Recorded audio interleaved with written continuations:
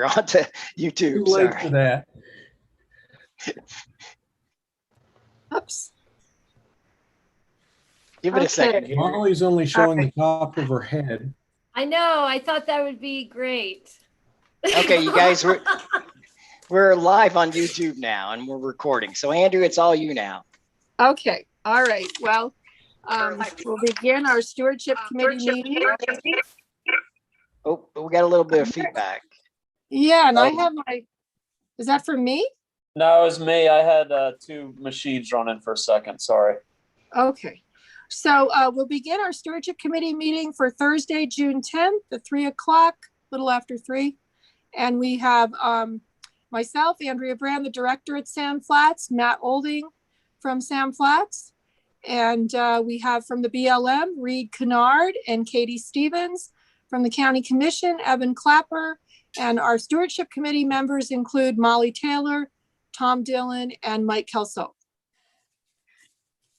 So first thing to look at, of course, is the minutes from our last meeting. I sent those out sometime yesterday. Did anybody have any edits, additions, anything that was missed? If they want to correct on there? They look good to me. I would make a motion to approve those minutes as presented.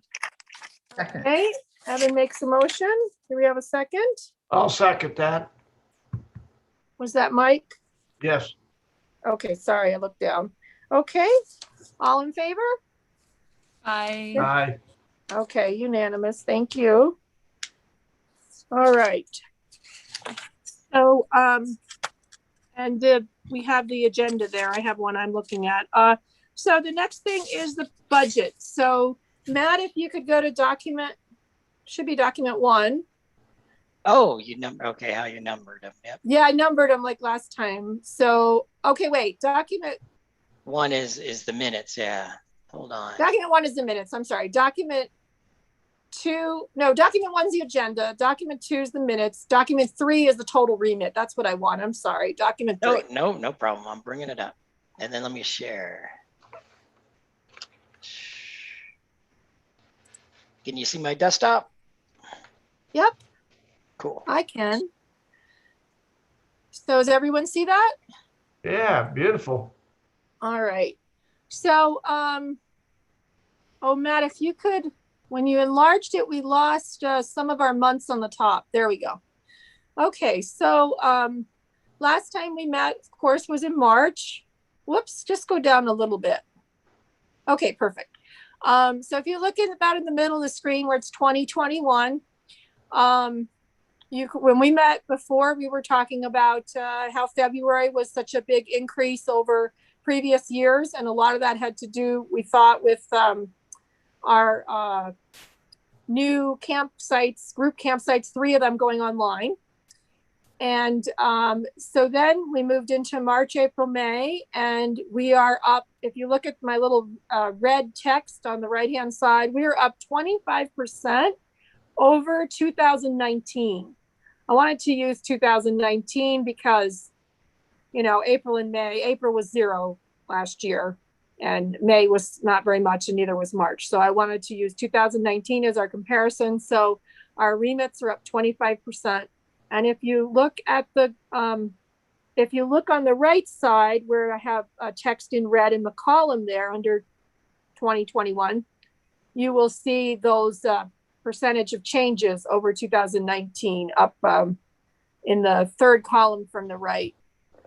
So as we got into May, though, we're only up 2% over 2019. So, and you can see that, of course, on the chart in pink. It's come down to matching for 2019 almost, but that's okay. I think can't keep being 25, you know, that's a lot, you know. And before COVID, we were at the most maybe 10%. We had a few years like that, but usually it was only 2 or 4. You can see here, and some of these big ones, if you look at the bottom row right above the chart, you know, you can see those changes, but some of those big ones are when we did the fee change. So over the years. So anyway, does anyone have any comments or questions about this page? Okay. All right, well then we can go on to number 4, Matt, the document, which is our financial. No, that's not 4. Go, let's see. Yeah, I put them out of order on me, I guess, because it alphabetized them. So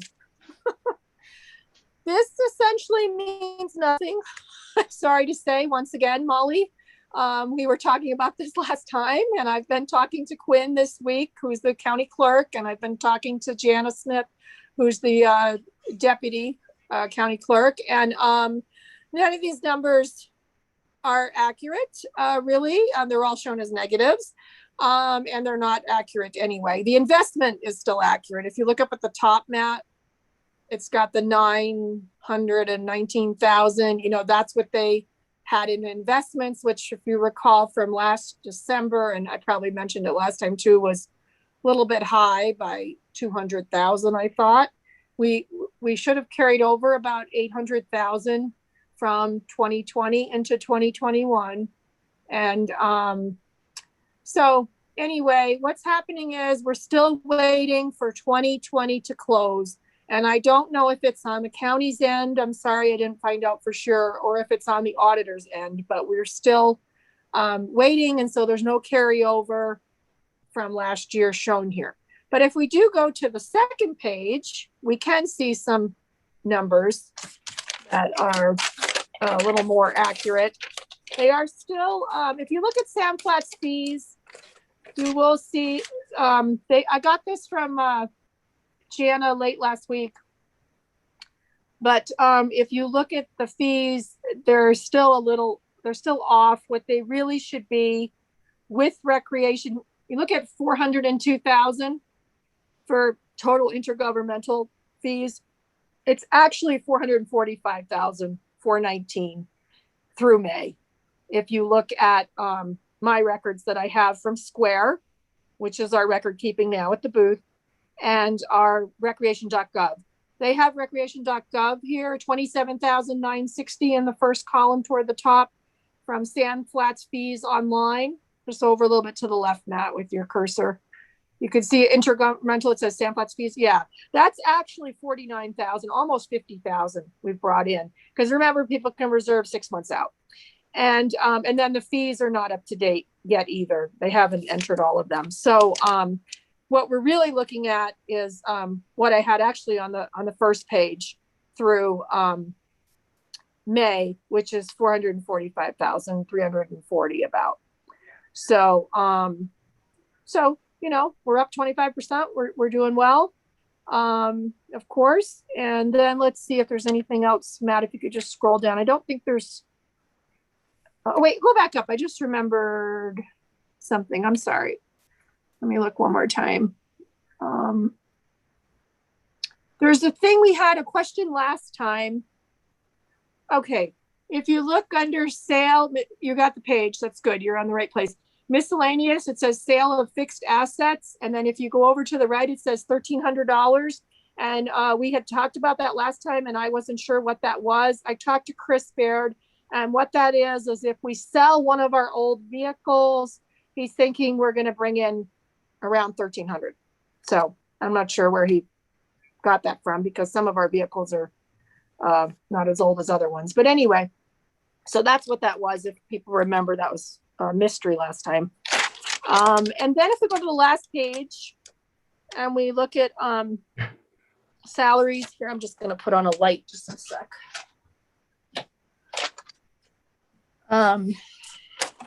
If we look at our numbers here, if we go to the far right column, it shows our percentages of expenditures compared to our budget. And the only thing that's showing over is the contract professional services, which I'll talk about later. And that was because we're making a short introductory video with Mark Finley. And so I hadn't really, I wasn't sure that was going to happen this year, but since he was in town filming for Travel Council, I tacked onto that filming. And so that's why you're showing it being over there. And then, let's see, I guess we went over a little bit in uniforms because we had more staff that we were able to hire.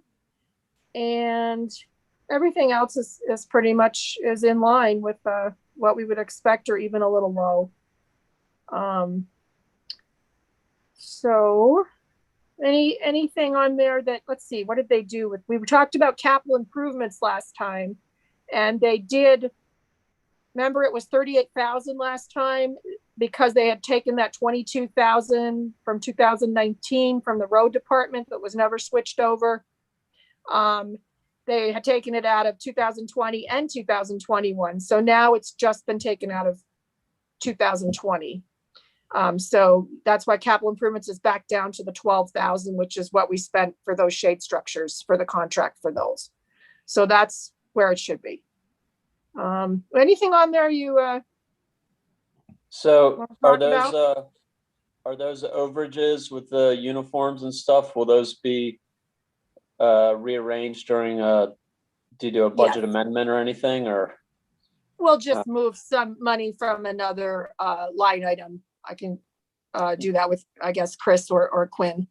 And there's plenty of room in the budget to do that, right? Oh, yes, there is. If you look, under capital improvements, we budgeted 150,000 because we thought we were gonna do the entrance this year, but we're waiting until next year and just doing our surveys and studies this year. So, but I'm gonna mention a few things, a few other places we can spend some of that money this year possibly. But anyway, yeah, we're fine. We're fine on those. Those are small amounts. Anyway, it's $600 and what's the other one? Yeah, they're not that much. So $800, under 1,500. So, okay, well, anything else? And actually the one that is wrong is Camp Post. It's showing nothing was spent there. Oh, that's why uniforms is so much over. She took the Camp Post out of uniforms because she did it because I made a mistake. I used the same form to do my uniforms as I did for my check request for the stipend for the Camp Post. And it actually will not be over that much because she followed what I had turned in, which was an error. And so they're going to switch that. I talked to them this week about that. I noticed it. And so that'll go back down lower than the 2,000. Actually, we won't be over. And then it'll be out of Camp Post. So sorry, that's what's going to happen. I remember now. So yeah. All right. Well, anything else? Thanks for asking your question, Evan, so I could clarify that, but I'd forgotten. Okay. Well, we got through that quickly because we don't have all the information we'd like to have right now. But anyway, so Matt, there's a citizens to be heard section right now on our agenda. Do we have anybody waiting? Let me go check. Hold on. Thank you. No, we're a little boring. Nobody's watching us, you guys, except for us. so Oh, wow. sorry. I know we're not a big hit. We got to build up our YouTube channel and get some followers. All right. Okay, so then let's go to the PowerPoint, Matt. Please. Okay, hold on. Let me close that window. There we go. Well, this is good because my agenda looks gigantic. And so if we can get through some of these quick. Okay, so I almost thought about doing this for mine and sharing so I wouldn't have to tell you next all the time, but I didn't. Anyway, so you can go down to the first slide. So I just wanted to let people know that we're still following the federal and the county.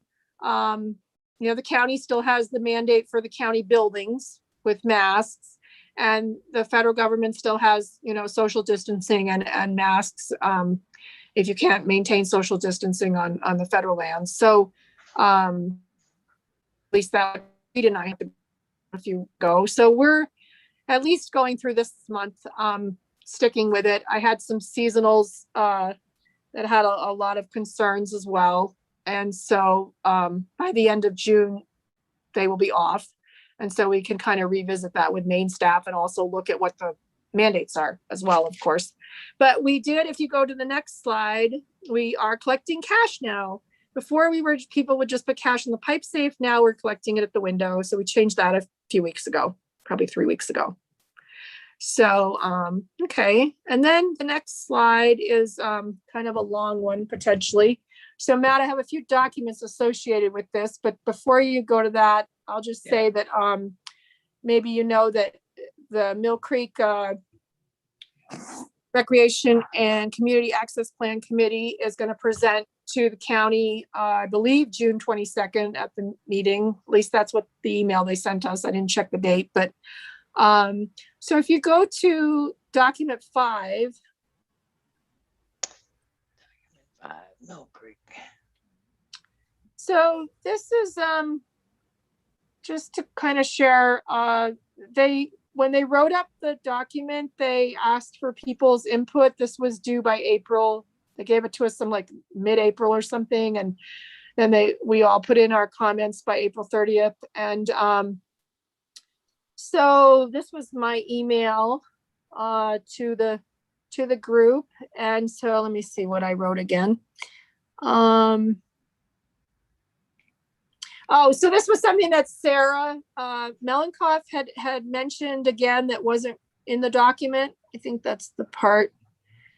Yes, I wrote, I feel that the document should include a seasonally staffed gate at the end of the pavement on Powerhouse Lane with no other parking location changes as another option in the recommendations. And that was from Sarah Melankoff, and they were asking if we agreed that that be included because it had been talked about, but for some reason it was missed. And then I had added there would need to be a turnaround area on the nearby city property. And then Cliff Coons had a good suggestion about maybe having cameras installed that would show traffic or show the parking conditions online. And like they have at Arches with their gate. And so the people could plan ahead and choose when to visit the canyon. And then I also just mentioned this idea that maybe if the parking lot was expanded, this was not a preferred thing in the survey, but I was just voicing my ideas. If the parking lot was actually expanded to better accommodate the larger numbers of users, then they wouldn't be parking in front of the housing area as much. But anyway, and then if you go to the next page, scroll down that, please. Just to the highlighted. Keep going down till you see yellow. And then this was just edits. Okay, these were edits to the document. And let's see if I wanted to share any of these. Oh, in the document, they just say the Sandflats Road primarily serves the Sandflats Recreation Area and connects to LaSalle Mountain Loop Road. And I said that they should also say, it should mention Lions Back Resort. In the near future, traffic volume increased due to the development of Lions Back Resort. This will include some 250 homes, which is actually, anyway, there's more than that. I found out. 50-unit hotel, all of this. I just wanted the document to mention that we're not just having Sandflats Recreation Area traffic on that road. Because the preferred, if you remember, the preferred change is to close all of the parking at Mill Creek and bring it all over to Potato Salad Hill. And there was a few of us that weren't really completely in favor of that idea and were concerned, as I voiced to you before, my concerns was just really with the traffic volume on the Sandflats Road and how that would affect Sandflats with these Potato Salad Hill being the parking place and then also the development of Lions Back. So the other yellow is, they also had written a letter that was in support. I don't know if you were aware of this, a shuttle system. And I just wanted to I wanted to have it written down. I had chatted this during the meeting, but they didn't bring it up. But I said, okay, if you have a shuttle system to Mill Creek, just remember now you're being limited by parking. You won't be limited. Your numbers won't be limited if you have a shuttle system. So I just wanted to just like mention that to the group. And I don't know if there's any more, Matt, if you could just scroll down, there might be one more. Yep, one more. Oh, two more. Two more. Oh, they also say that they talk about accessing Mill Creek the water recreationally. And I just kind of said, well, that's really not happening because you don't go swimming. I mean, that one place behind the high school, but you don't go boating on the creek. And then I just talked about Potato Salad Hill, which we'll talk about later with a meeting with Chuck Williams, how the Potato Salad Hill Road would need a lot of improvements to handle that change. So, and that the city, the last one, the city, well, we'll talk about this in the next one, but the city really isn't doing a traffic study. This is the main point, but I have that on another slide and it's on the agenda. So that's all for that one. Does anyone have any comments about this or anything that I might want to mention to the group? I mean, where they are right now is they've written up the document. I don't know if it's like, I mean, it's supposed to be the final version, and now they're working on their presentation for the county and the city. And then this will also go to the BLM. It's been like a 2.5 year process. And Katie, Jennifer was in these meetings. You came to some too? I just when she couldn't go, she was the main person. Okay. Definitely. Did you, the BLM probably didn't put in any comments at this point. No. What? That was my fault. Sorry. So Katie, I guess I was just asking, but I think I know the answer is, there wasn't any input at this point from the BLM because it's going to go to the BLM. Correct. Right? That's correct. Okay. All right. Well, we can go to the next thing on the agenda. Oh wait, let's see. Okay. Okay, so this, I just wanted to mention that the committee has met another time, once or twice since our last stewardship meeting. And Elaine had not brought she had not gone to the company to get the videos on channel 6. So I asked her a few weeks ago or a week ago if I could just take that over and take that off her plate for her. And so that's happening now. Mark Finley is sending over the MP4 files and we will have it on channel 6 for the rest of the year at least. And there'll be 5 videos, 5 tips for an awesome Moab, 5 tips for awesome Moab adventure, which is the one that we put together with Mark, and then the hiking one, a biking one, do it like a local, and the search and rescue one. And even though the search and rescue one is like 9 minutes long, they're going to give us the same price, which is like $150 a month per video. So it's not much at all.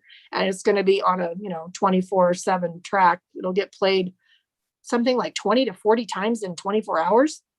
So for $150, sounds pretty good for a whole month.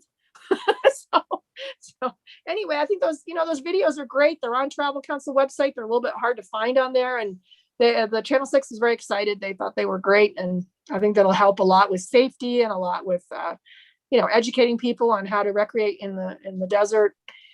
And so anyway, and then Matt, if you could go to Maddie's document number 6. Number 6. Yeah, it's just an email from Maddie that she sent out she's sending it out to different agencies. I think Reed, you filled in your name on the doodle poll like I did yesterday. I saw your name there. So they want to have a meeting with like the Park Service, the BLM, the Forest Service, and see if what she says here what are their primary issues that each land management agency is facing due to increased visitation. Are all the agencies facing the same challenges, or are there some unique issues? What types of projects related to signage or educational messaging would help to alleviate these problems? What educational resources does your agency have available, or what types of educational programs do you already have in place? So it's kind of like I don't know if you remember a few years ago, there was a group that formed that was talking about a lot of these issues and got the agencies together. And it was really great networking to see what was going on. So this is bringing that back again, but now there's funding to make some of these things happen. So she's reaching out with the email to have a meeting to discuss this. So I think it's great. We can share our resources and our ideas and see what our problems are. And some of the problems are probably different, you know, in different areas. I know some of them are what Arches has compared to, you know, us, of course. So like they have a big graffiti problem. We're not seeing that so much. So I'm just one example I can think of. So anyway, what did she say at the bottom? The goals are to update the group about the educational efforts, resources that everyone is working on, collect information to help develop a large-scale educational program and messaging, and identify on the ground or shovel-ready projects that funding's available for visitor education could help support. But that funding available for visitor education could help to support. But what I was going to say is, I think the really important thing is having the educational information be the same, you know, like the same verbiage so that it's clear and simple for the visitors to understand. So I think that that's a goal of the group. I believe at least that's what they're hoping at this point. So. Okay, so we can go to the next one if people don't have any more to add to that. Matt, it's is it frozen on yours? No. No, we're at the traffic No, we're study, oh Lions wait, Park. where are we? PowerPoint. Yeah, but go past this one. You're right. You can go to the Okay. next one. Okay. So more stuff. So this is just kind of a little synopsis, and Katie was at this meeting and I have one of her topics in here, but we met the mayor, the city engineer, the city manager, Chris Baird, commission admin, Katie Stevens and myself, probably a month ago now. And Chuck Williams had a lot of good information for us.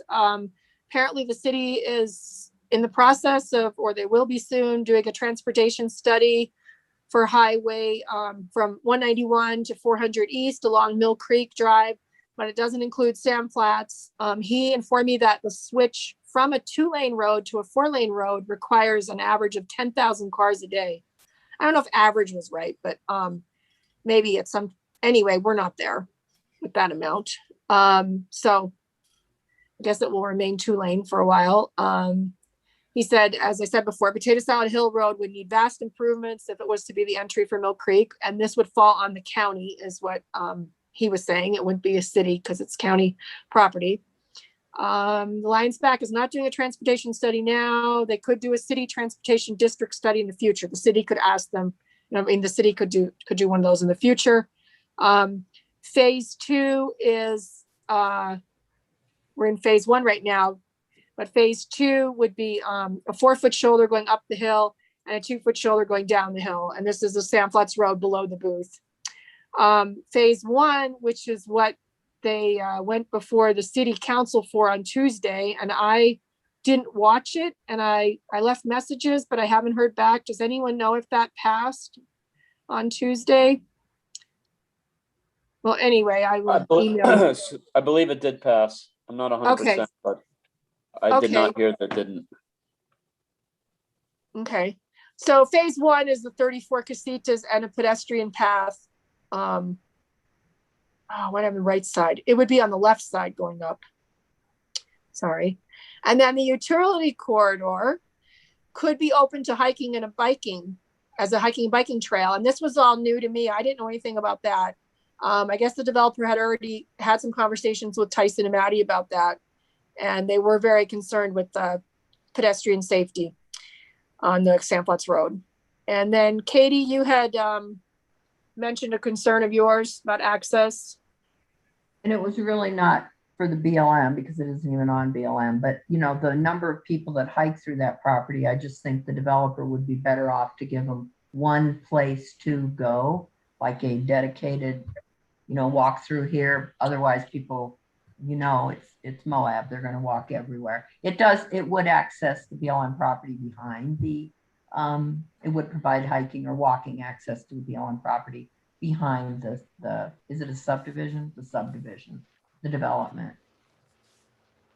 So it was really less for the BLM than more for, here's some advice. I think you'll be better off giving people a place to walk rather than have them try and walk everywhere. Right.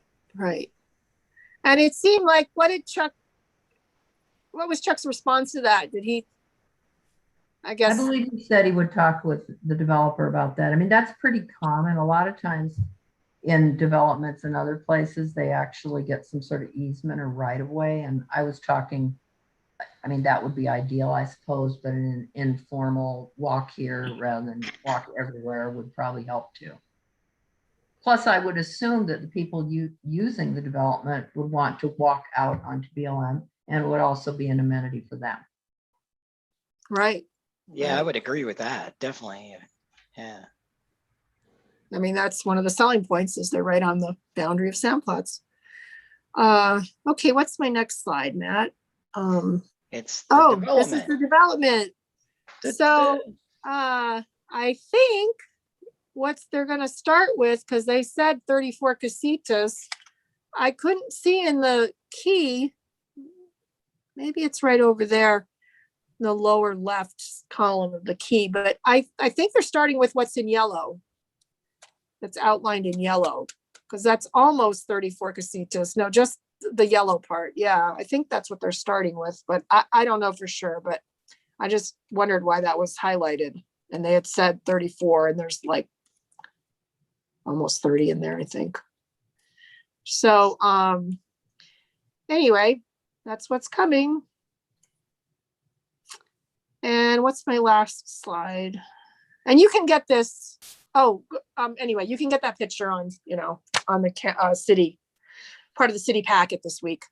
So these were some things I noticed in Nora. I don't know her last name. Is it Efron? No, that's not right. That's an author. Nora's write-up. She works at the city, and I hadn't read this until today. I'm sorry to say I didn't get to look at this in detail, but I left messages this morning with Chuck, and he's out of town until for a few weeks, and Ronnie didn't call me back yet either. So I had just noticed what I have here in blue. This is some refinements that it said in the write-up. And it said, the applicant and city staff agree that instead of simply providing a wider shoulder of safety for pedestrians, bicyclists, the developer will build a multi-purpose, non-motorized trail adjacent to Sandflats Road to provide a higher level of safety. So I don't know if this is the pedestrian bike path that they show in the plan, or maybe we should go back to the plan, Matt. There is one shown. It's right. Yeah, it's kind of where your hand is, where the little hand is. Yep, that thing. And I don't know if they mean that. No, that's the road. That looks like a road. Well, I don't know. There's supposed to be a path in there somewhere. Yeah, No, I think that is a path. It is that's a path. the path. You're right. Yeah, it Yeah, connects to the houses. Yeah. Yep. So I don't know if that's the path or if something has changed since we talked to Chuck, a month ago, and they want to do more. I don't know. And then if we go back to my next slide again, I'm sorry. The other part, It could be referring to the utility corridor, the separate path on the top of the utility corridor. right. I believe, if I were reading that, I agree it's a matter of interpretation. That's actually how I'd read that stuff in blue. Not what was already there, but what they might add on the utility corridor to get you down the hill. Okay. I don't know. Yeah, but I mean, that's good that you're saying that, though. That's a possibility too. And then the other thing, I don't know if Mike Kelso knows the answer to this other one, but it says the secondary emergency access to the 34 new casitas will be via a slightly modified Hell's Revenge OHV trail. This will also serve as access to the new water tank that is currently under construction. The applicant is working with the city and OHV user group on the realignment. This is the first I heard of this. Mike, do you know anything about this? Nope, first I've heard about that too. Okay. And then actually, we don't want to go out that way anymore. We want to come back and, go out the new exit. I think once they get this building, we don't want to be anywhere near it out there. You mean the Jeep Safari? Yeah. Yeah, I mean, we still have, well, we haven't had a counter on the exit in a while, that exit, but, And we still I think, just, it's a little rough too. I just drove it. It's very It's rough. really rough. Yeah, it's really rough. You know, It's it's been, interesting. geez, 8 years or so. Last time county went out, kind of knocked off that one edge on that one drop off, and nothing else has been done out there. well, nobody wants to go out there as far as the county or the BLM. Lee Palfreyman, about 2 years ago, he walked the whole thing, and he's the, heavy equipment operator and very knowledgeable. And he just kind of threw up his hands. He says it would cost so much money. And I've had, Dan Stenta out there before, and I've had Bill Jackson out there, and I've had some Red Rock four-wheeler members years ago out there. And nobody wants to do anything. I haven't had Dave Cousins out there, but he's so busy now. But everybody's worried they're going to destroy their equipment getting in there. And it's not going to remain, it's not going to remain fixed unless you put in a lot of money, is what Lee said. So yeah, I'm open to, we still have 20 to 30% of our visitors going out that. Well, that was when we had a counter there a few years ago. Now it might be less. That's only because they don't know better. Yeah, I know. Some get sucked in because our signs and our maps, still have it signed to go out that way. Yeah. This is the rough section. I just drove this 2 weeks ago. Right, and, right. And I had to get out and, and walk it just to make sure I could get the vehicle down it and place the tires properly. So yeah, there's a couple of rough sections out there, on that exit. So this is the other part that's a little rough too, coming around this bend. Yeah, right. That's where, Well, the thing is, you think your day is over with and you can relax and come out, and then you hit one of the hardest spots there is. Yes, correct. Right. You could start that way and go out the other way then. Yeah. Well, I guess we should kind of get together and make a decision about that exit, maybe. I don't, with the BLM and everybody. And right now it's open. If people want to use it, they can use it.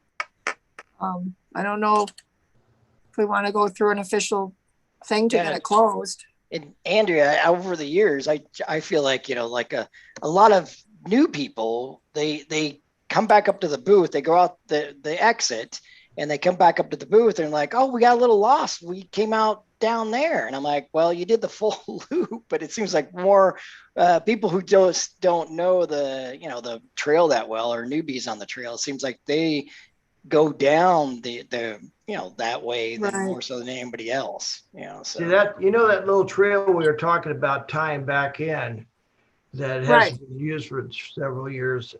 I'm still a fan of coming in, making it a one-way, come into that, and then go out the way that we have the new exit instead of going out this other way. Right. So Andrea, is that one of the changes that's on the current EA? Yeah. Yes. I think so. Yes. So we are working on getting that designated, Mike.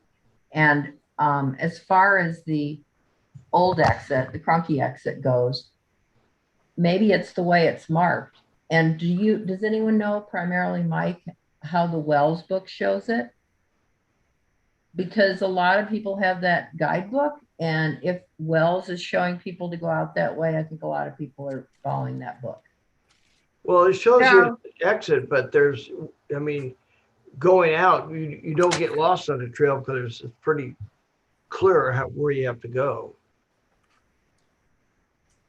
Yeah. So maybe and a lot of that road is on Sitla, as everyone knows. So maybe we need, there's two things. Do we want to just nix it all together? Do we want to nix it for Jeep Safari? Sounds like we do. You're not going to use that for Jeep Safari anymore.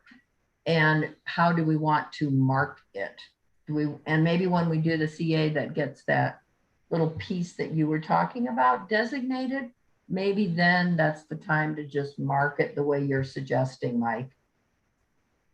Well, oh, sorry. Mike, did you have a response? I'm sorry to butt in there. I'm sorry, say again. Oh, did you want to respond to something Katie said? No, No, it's just the fact that nobody wants to use it that knows anything about it. There are about 2 spots that are really, really tough. Yep, And, definitely. I just don't know how that road's going to fit in with the new development too. Oh, I'm sure they'd love to go away. Well, I don't know. Yeah, it makes you It wonder. doesn't seem a Yeah. match made in heaven, I agree.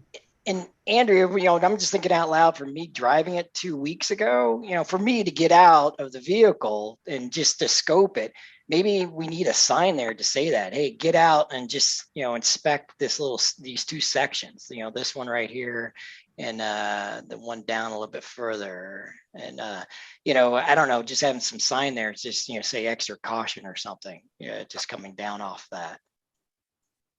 Yeah.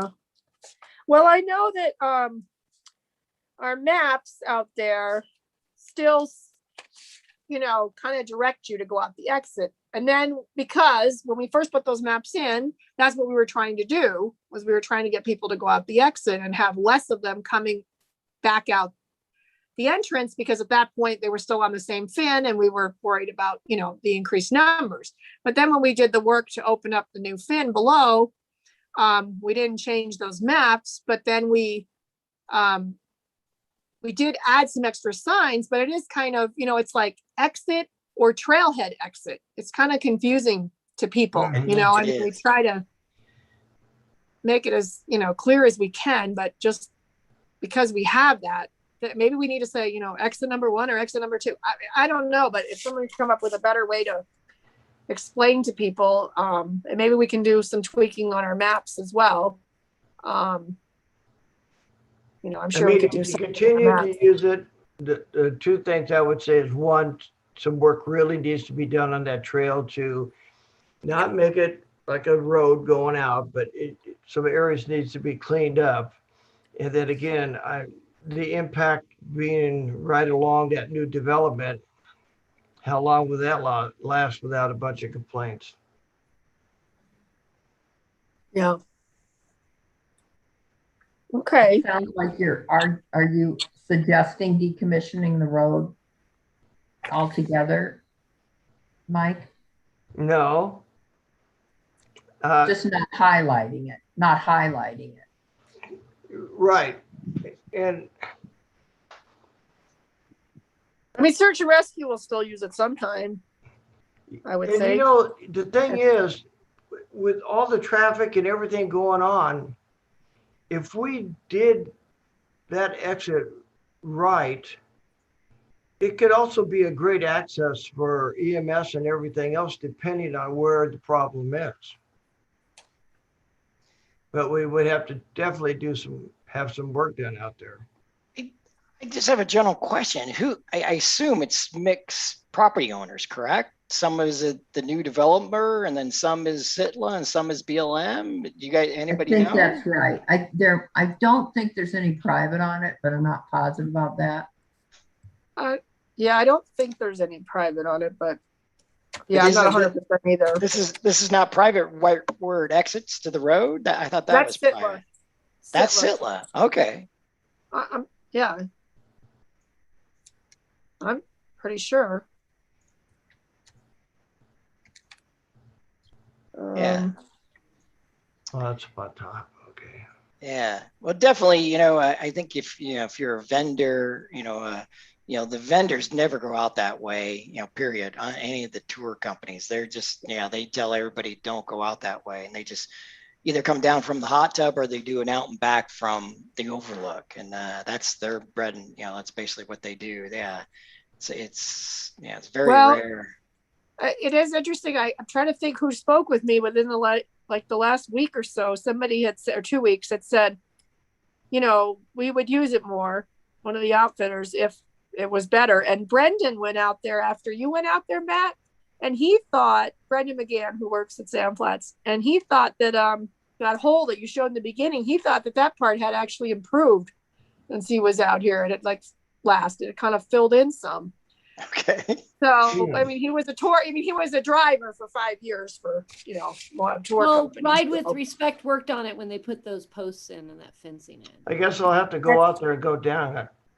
That was just last winter. Yeah. Yeah, it's interesting. I mean, when Stan from the BLM came in there and did some work years ago, I remember Mike Tucker from Moab Adventure Center, he was kind of not mad, but he said, yeah, you ruined that obstacle. We liked that one, and they were still doing some tours going out that way. So it's like, can't please everyone, but. No, and that old obstacle used to back up a lot of vehicles. It really slowed everything down. So it was great once they knocked that off. It's just when you go down below that, you have that one rocky drop off.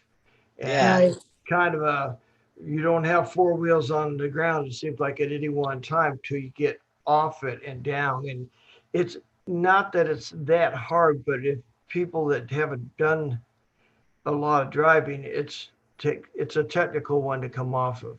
Yeah, and Right. Mike, that's what I agree with. If you're a newbie to four wheeling, it's like I wouldn't recommend it at all. So that's my biggest fear. I think anybody who's used to four wheeling can handle it, but if you're somebody, a tourist from out of town and rented a Razor for a half a day and you accidentally came down that, it's sketchy. Right. But really, it's only two areas, so I don't think it'd be that hard to clean it up. Well, maybe you can direct me to somebody that wants to help. Years past, nobody wanted to help. They're all too worried about their equipment getting broken. We'll take a Mini X out there and some dynamite. We'll be fine. There you go. We'll get Jody Shumway out there. He's the one that blasted for us before. I take it back. No dynamite, C4. That's all you use. Yeah. Keep the dynamite on the Sitla. And I am comparing maps here. And if we do have, or when that EA is finished with those tweaks on Hell's Revenge, I see how that makes a very nice little internal one way, and will probably discourage the use of that exit anyway, because the other way will be more fun. Yeah. It's true. Okay. Well, should we go to the next one on there? Next what do we slide. have? Yeah. Falcon Flow. Oh, Our Lower Raptor. I mean, nothing has happened since we talked last time as far as this. It's just kind of on the back burner, and that's why in those minutes I'm really glad everybody's comments are recorded, because there's a lot of support for it. And then let's see, the next slide will tie in, Matt. I'm trying to remember what I have on there. Traffic study. Oh, well, yeah. Yeah. So this is like all lumped together. So there's so the traffic study. So I haven't been able to meet with Dan yet, but we have a meeting finally next Wednesday, and we're going to go up and look at the entrance together. And you can even go to the next view, Matt. We're going to look at the entrance and, look at some of those distances and such for, possibly another outbound lane there at the booth, moving the outbound lane over. We're also going to go drive up the whole Sandflats Road and look at, at least to Falcon Flow, and think about what it would take to get documents shovel ready for a project if there is funding. As we talked about in the last time, if there's funding for the Sandflats Road to get paved. And I don't know if it's an either or now. I mean, like the road, if we're really lucky, the road gets paved and we have shoulders or bike lanes, or, that would mean that we don't do the presentation from, of course, it's all money.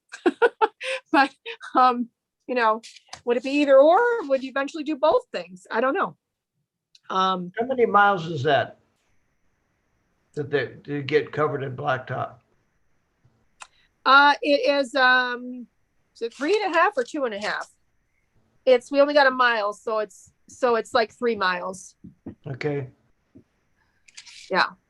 To the top of today's crack. Is that where you're measuring it to? If you're measuring up to Falcon Flow, I think Falcon Flow is at mile 4. Okay.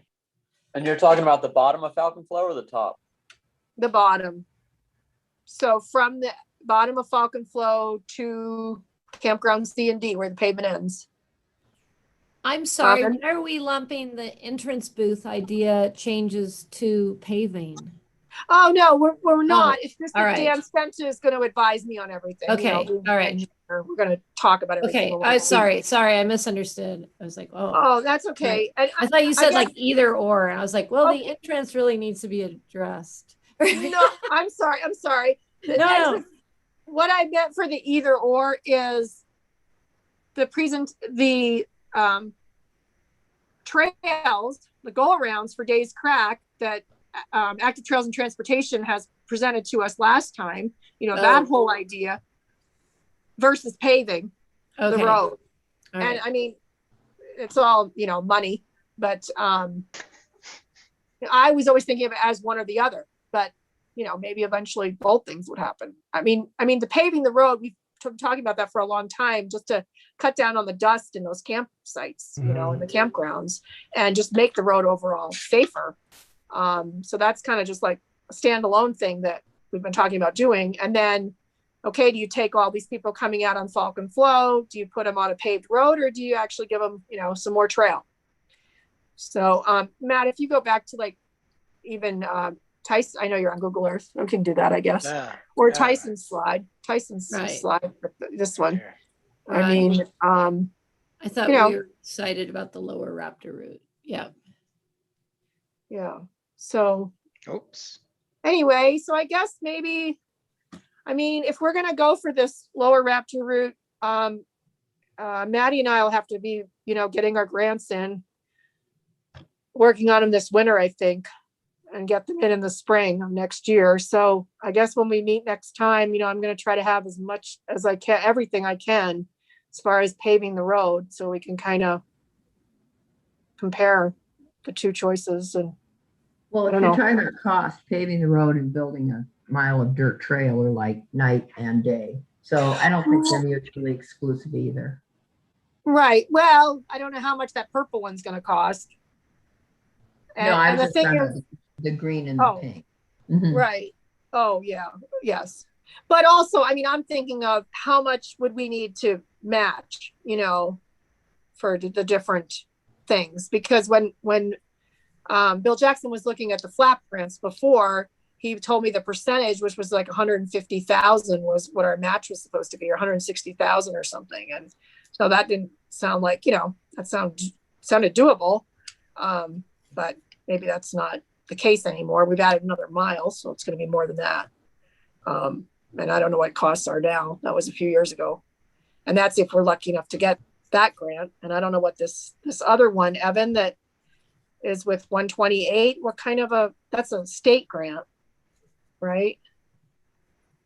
There's kind of a few with 128. The federal are bringing back the earmarks. I forget what they're calling them now. They're not calling them earmarks, but we had John Curtis out for, you're talking about the gap, the section between the end of the, Yeah. yeah. So we're kind of going after a few sources for that. But then there was a section, we did just receive some state funding, and I'm kind of spacing what that was going towards, whether that was part of the gap or a separate thing altogether. It was in the paper. I thought it wasn't that much money though. And it was. Yeah, it might be towards like a match towards the federal funds. Oh, I'm not real clear on that, honestly. Sorry. well, that's okay. We weren't expecting to talk about that necessarily. But anyway, I'll meet with Dan next week and see what I can find out. I talked to Chris Baird, and he said, yeah, do everything I can to get the project, shovel ready. And then, would be a better candidate for maybe the paving. So anyway, two Okay. big projects or Yeah. one big project. this point. So I guess we can kind of, talk about it at the next meeting and vote on it. And I don't know, talk to the BLM. I mean, I'm not sure who makes the final, it's a BLM decision. Yeah, I don't know. Andrea, I have a suggestion. If if for the, I'm just thinking out loud, for the recreation area, is, there's that one power line that goes to the radio tower. And if we repave, I don't know, maybe if there's a possibility to bury that, to get it underground so it's not exposed, just to make the area look more natural. I don't know. I'm just throwing it out there for a suggestion, because it seems like future developments, a lot of people are trying to, keep their view and bury the power lines and versus keeping them up high. Just It won't be cheap, but it could be done. Yeah. Yeah, but if they're going to redo the road or something, build new ditches, it's like, why not bury the line too? Mm-hmm. Because you're really not that far away. No. No. It just depends on how bad the digging is up there. Yeah. Right. Yeah. And you So asked about, well, the BLM would need to designate this as a non-motorized path. And, we would just ask for a proposal from either Trail Mix or Sand Flats, and we could work on doing the EA to have that designated. Now, if the purple part becomes part of the road, then I don't know, that might complicate matters a little bit, but it can be overcome. Yeah, the purple was non-motorized, not part of the road. Okay, so if it's a separate trail not already designated, it would need to be designated. And to do that, we'd have to do an EA, whether it's paved or dirt. right. I am hoping though that, well, I don't know, like if there's a statute of limitations on that kind of stuff, but I mean, when they put in those campgrounds, even though it was on Sitla, it seemed like that did get the EA by the BLM, which sounds weird, but it seems like I've seen some EAs for the Sitla, maps of so-called that. Sitla campgrounds were done after the Sitla land was acquired. So the campground EA for D and for I think the one B, I think it is, See? those were previously on Sitla, and the Mhm. EAs for those campgrounds before the BLM could expend money on them, they were done BLM EAs. Right. That's right. What am I saying? So that was Yeah. cleared, and then E was cleared. So anyway, it won't be. There'll just be stretches in between. Right. Andrew's talking about the cultural clearance, which your question. Yeah, I'm thinking of the culture clearance. I'm EA, sorry for the purple. Yes, maybe Yeah. maybe some chunks of that are already cleared. You're right. That's what I think, because when Red Wolf worked there, he was telling me about some of things on there. And we had a big clearance for the whole area around D, so I would think that little curve around D is probably cleared, but the archaeologist lets us know on that. Sure. Okay. Well, good discussion on all that. Where are we now? Let's see. Booth UTV survey. Oh, someone asking something? No. Nope, Okay, good. Matt, you can go past this. Okay, so this is that's Matt driving down the hill there. It is? Yeah, you and Claire. Okay. Okay, go to the next one. Okay, so I just wanted to share the Booth UTV data through May with you because the commission asked us to compile this the best we could. And so you did see the through March stuff before. So the middle paragraph, to date, the survey now shows 39% private, 26% rental, and 35% tour out of all UTVs. So from the beginning, when we started doing this, like in February till end of May, and the sample size was 13,755 vehicles. And then Jason was also doing, Jason in the booth, Jason Turner, he also was doing this little motorized versus non-motorized survey on his own when he worked in the booth this spring. And so the sample size is 9,866. And he's just counting day use, not campers. But look at it, 73% motorized and 27% non-motorized in the sample that he did. So, Andrea, is that just during the hours that the booth is staffed? yes. Does Yes, that all these are just hours when the booth is staffed. We physically put it into the Square system. and does that capture the sunset tour departures, or some people usually gone by? Just a little, yeah. Maybe a I'm- little. Yeah, well, it does capture some of the tours. Yeah, it does capture some of the It's tours. usually open going in, yeah. Yeah, okay. Yeah.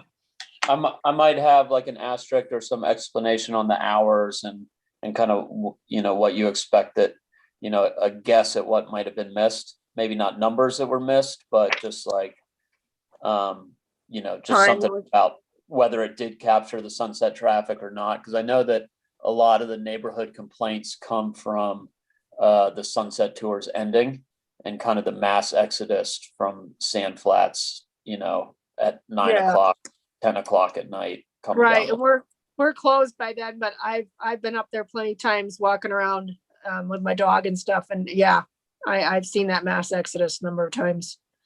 Yeah. So if this slide gets used again, I might just kind of have some note about that. Okay. Yeah. Okay, yes, and the hours that we actually captured, which are kind of like 7 to, well, Yeah. depending on the day, but the busiest days, it's like 7 a.m. to 5:30 or so p.m. Yeah. Great. Okay. All right. Okay, so I sent out the search and rescue document to you folks yesterday and or the day before, I can't remember now. But anyway, I just captured the little part that I had in green on the lower right that just talks about percentages. So last year, 9.5% of SARS time was spent at Porcupine Rim, not necessarily in Sand Flats. A lot of it's not in Sand Flats, but it's in Porcupine Rim. And then 74.5, oh, I should say hours. Sorry. 74.5 hours was spent on Slick Rock Mountain Bike Trail. And that is, like they might have 3 people and they were out there, for 1 hour, but that's going to be, 3 hours because there was 3 people. So that's what those numbers are from. And then, you have a motorcycle, not motorcycle, I mean, motorized use that is only 50 hours was spent in 2020 up at Sand Flats on Fins and Hells. And there was 1 or 2 of them on Slick Rock too for motorcycles. And then the hiking one was just really one rescue actually in Medieval Chamber. So area. So overall, 70% of SARS, 17% of SARS time was spent up at Sand Flats. So that is similar amount of time overall. It's like 15% or 17%. That's been pretty steady for a lot of years. But Porcupine Rim has gone up, and I'm sorry I didn't go look at. I found 2018, but I didn't find 2019 in my records because I wanted to see how much Porcupine had gone up. For Grand County, for the area, who's the highest? Is that the highest in the whole county? No, it looked like left hand. Oh, left hand's the highest. Makes sense. Yeah. Left hand's the most dangerous place in Grand County. Okay. So this does not reflect the availability of Falcon Flow, right? What? Well, the idea.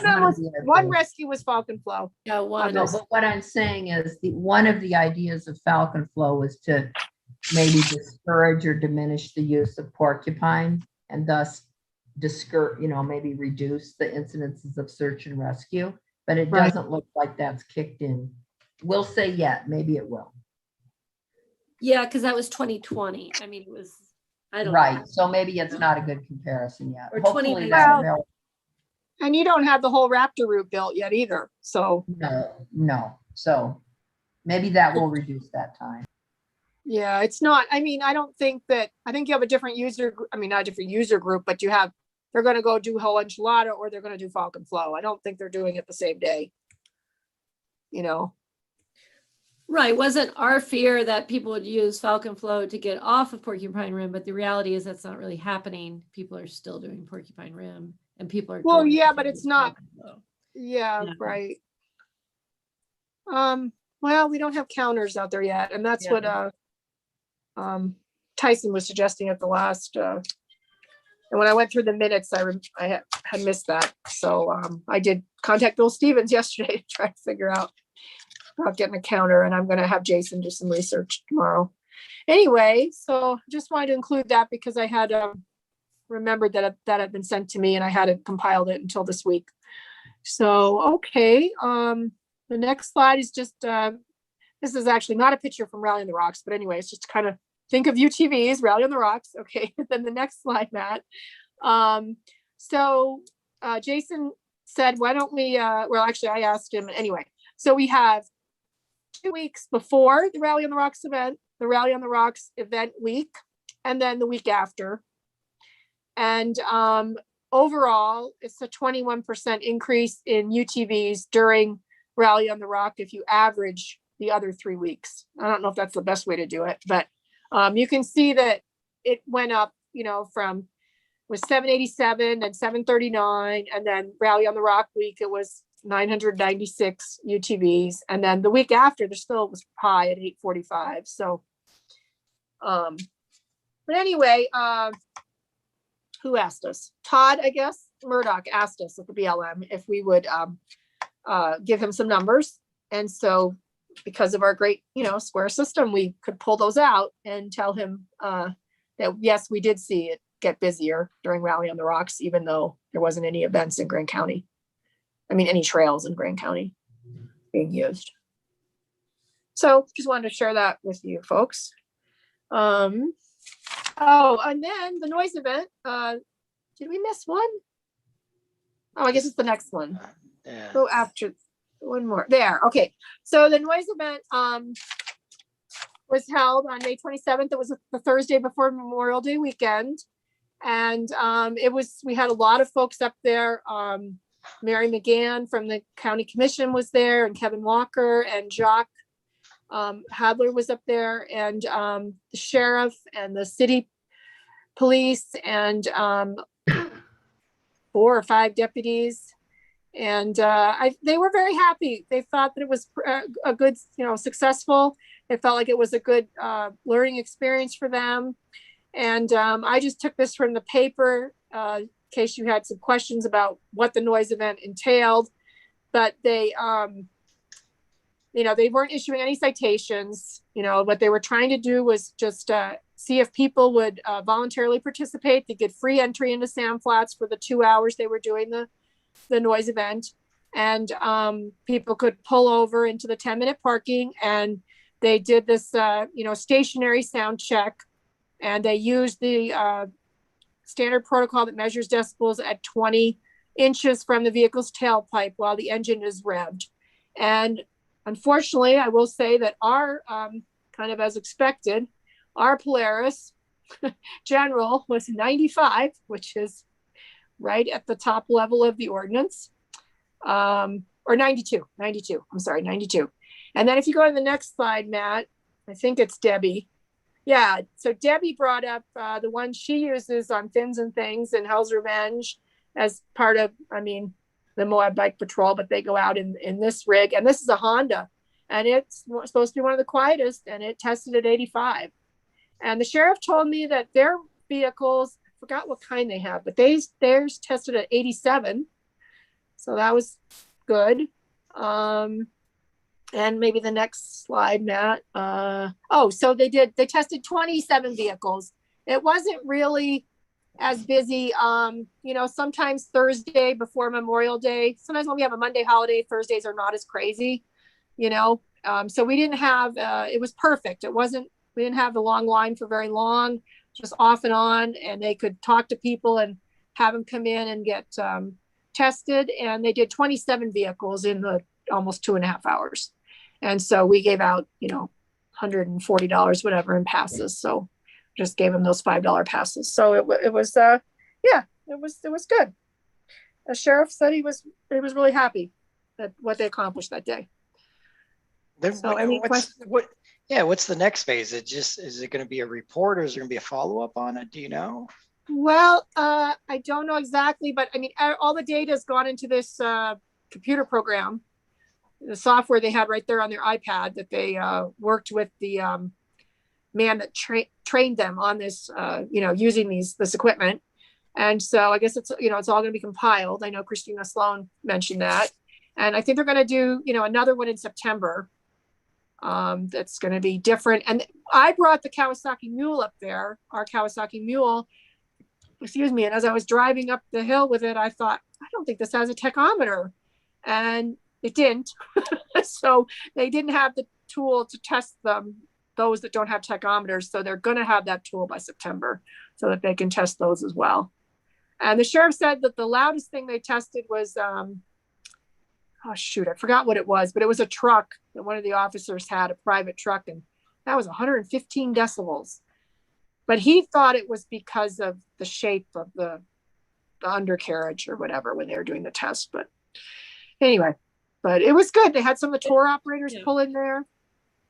There's numerous Moab residents that have a passenger truck that is out of compliance. Yeah. I mean, it's not just loud exhausts of certain OHVs. Sure.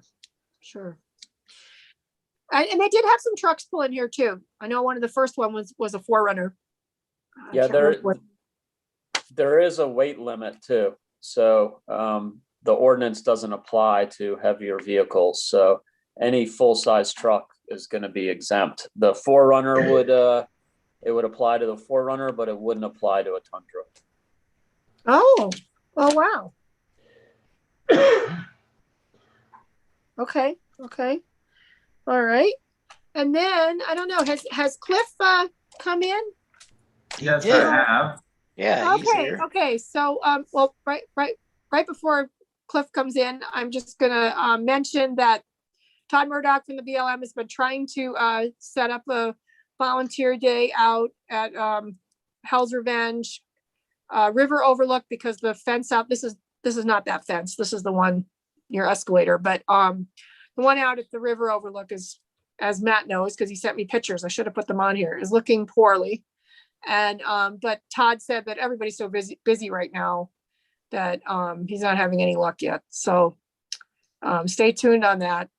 Then the next slide, I'm glad Cliff is here, is I'm gonna have Cliff's letter as a document 8, Matt. Or we have Cliff here, so he could just talk about it if he wants. Or would you prefer we have the letter up, Cliff? I think the map makes the most sense. Okay, then we're good, Matt. Just keep the map there. Maybe we can make it a little bigger. Yeah. Thanks.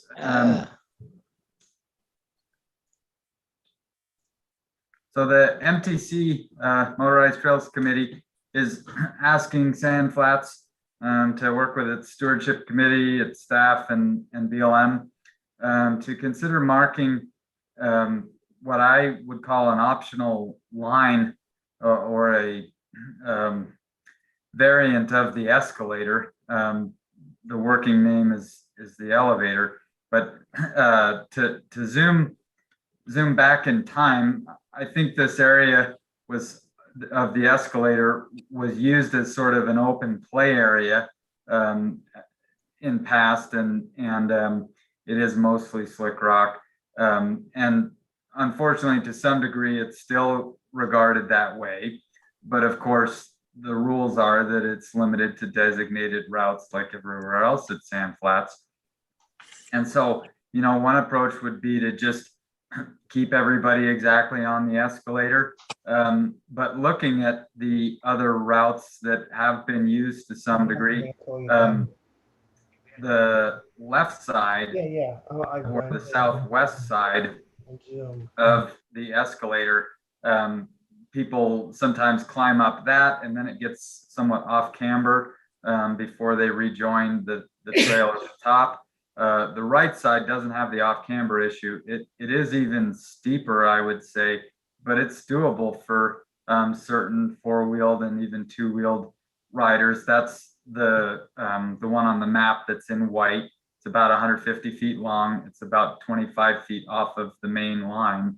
And it's just a different type of obstacle. You could go up the escalator and down the elevator, or if somebody's stuck on the escalator, you could just do the elevator instead without having to wait. And our feeling is that if you were to mark the elevator as open with either paint or directional signs or a map of the vicinity showing the two routes, that would actually help reinforce the concept that this area is limited to designated routes. And so if it's not one of those two lines, the escalator or the elevator, it's not allowed, such as the line that's to the left as you're looking up, or the southwest as you're looking at this map. You know, and the MTC would be happy to assist in whatever form the marking takes.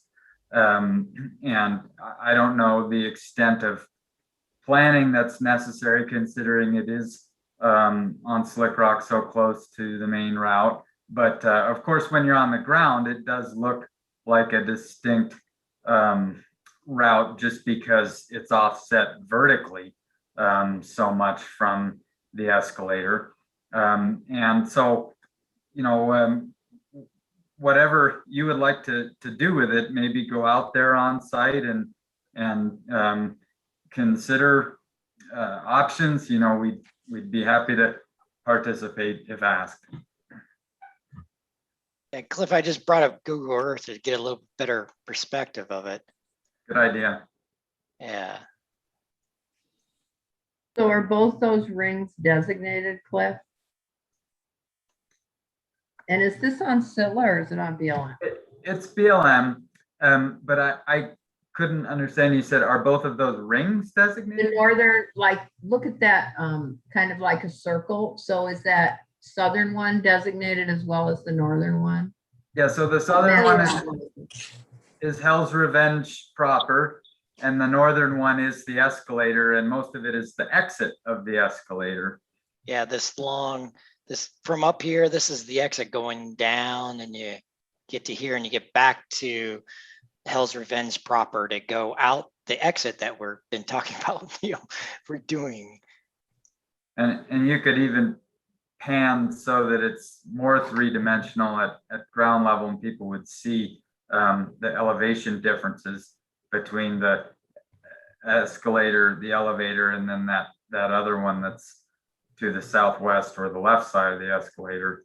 And since this image was taken, I think there's been more development of tire tracks actually showing on the elevator, even though you can't see them here so much.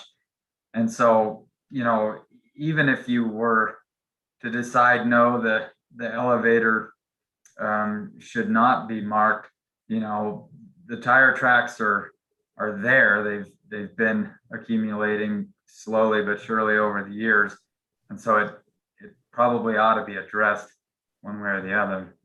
So Matt, it's right up that fence at the bottom.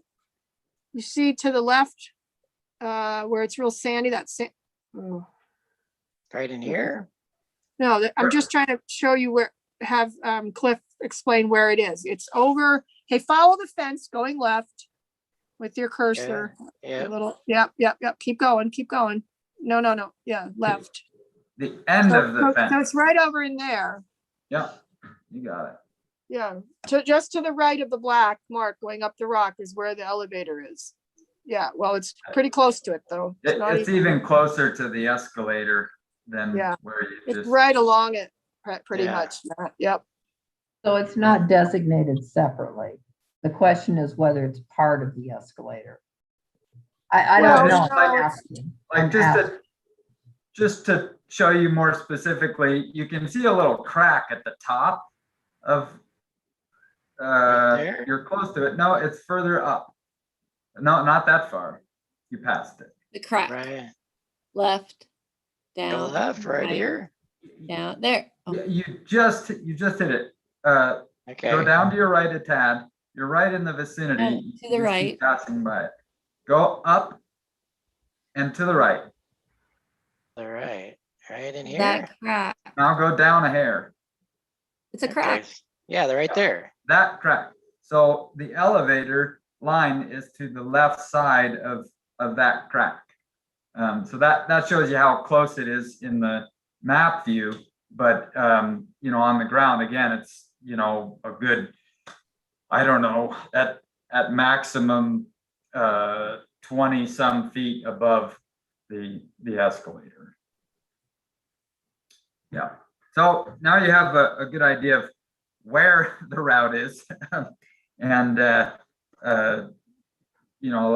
like I said, if you'd like to go out there with me or anyone else from the Motorized Trails Committee, I'd be happy to. It's kind of in your court. Is the proposal to designate it or close it? It's to mark it designated open in some fashion, whether it's paint a directional sign or a vicinity map at the bottom, and with that reinforce the fact that you can't just go any which way. You would go on one of those two lines and not the one to the left, for example. But I could be wrong, but it sounds to me like it needs designation. That it is not currently designated. Right. Correct.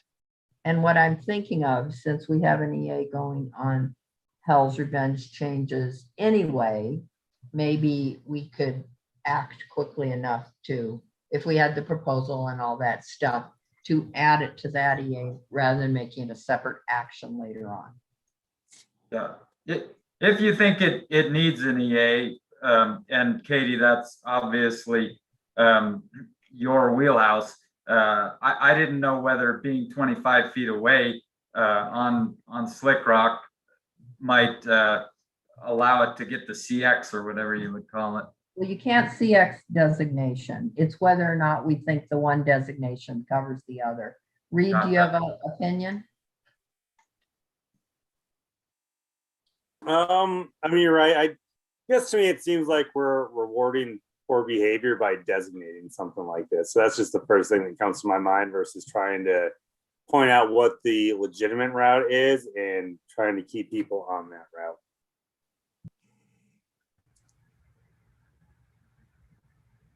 Well, I have the letter. Well, I mean, Cliff just spoke, but some things you left out some things that you did say in the letter, Cliff, about the need for it, I think. Where is his letter? Yeah. It's number 8, I think. Oh yeah, it's a PDF.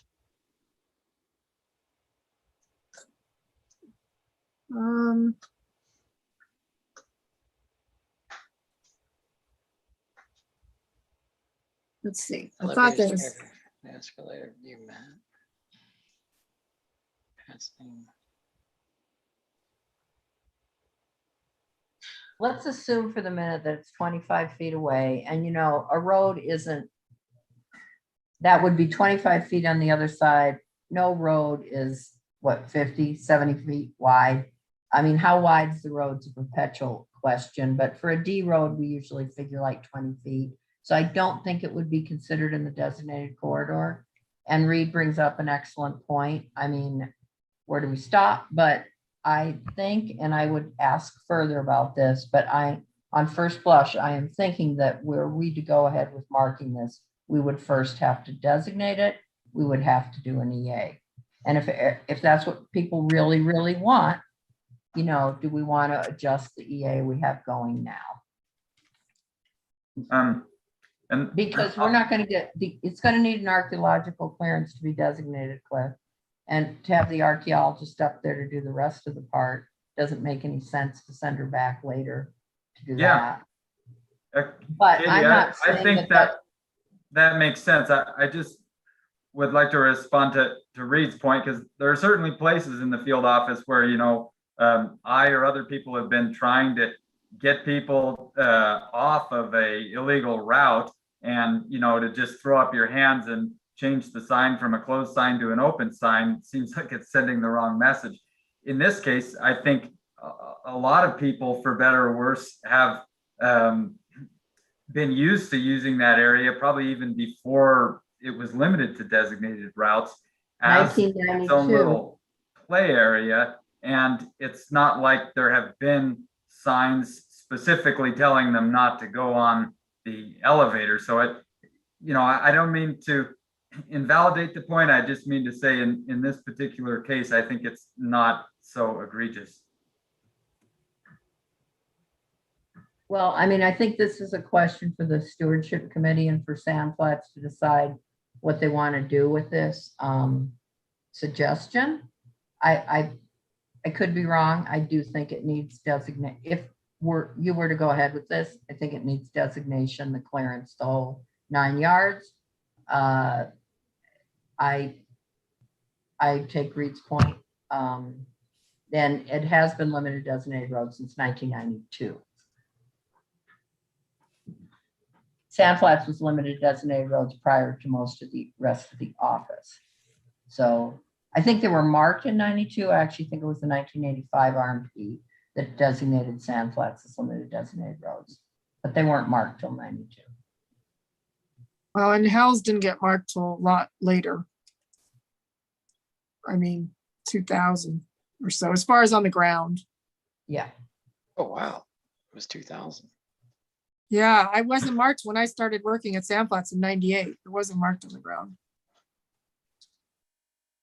We convinced Bird Knight to, at a stewardship committee meeting, who was, president of the Red Rock Four Wheelers, I think at the time, that it was something we needed to do because of the internet and people, it was a Jeep Safari route, had been for years, but because of the internet, mainly, I think we were just getting this increased use of people just going out there and going everywhere, didn't know where to go, getting lost, getting in trouble. And so just, I wasn't the manager yet, but, the other, Michael Smith thought, hey, we need to do something. So that's when it got marked on the ground. So what I'm advising is that just going out and marking it, it's not ready for prime time. It would have to be designated first. Don't you agree, Reed? Yes, I would agree. All right, well, maybe we need to do a site visit again or something as a group. I don't know. I mean, I really wasn't aware that, not that I'm out there as much as a lot of other people in my staff, but I wasn't that aware of it until a few years ago when Dave Hellman was talking about it. Was this,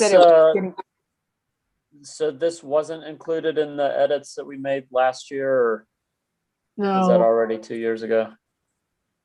No, No, it's only last year. No, it is not. It is not one of the recommended changes to Hell's Revenge. And I'd like to hear Mike's take. Is Mike still here?